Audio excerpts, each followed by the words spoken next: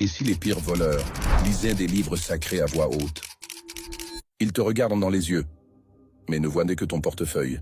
Ils te disent « Dieu m'a parlé », mais c'est ton voisin qu'ils ont interrogé la veille. Car beaucoup ne prophétisent pas. Ils collectent. Ils récoltent tes failles, tes douleurs, tes secrets. Ils se mêlent à des équipes appelées intercesseurs.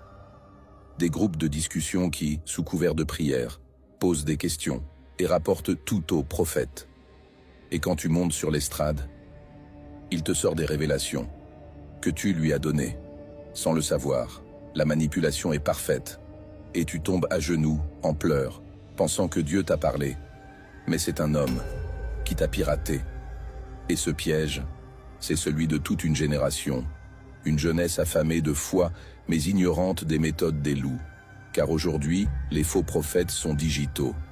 Ils publient des versets, des miracles, des émotions, mais évitent les sujets qui dérangent.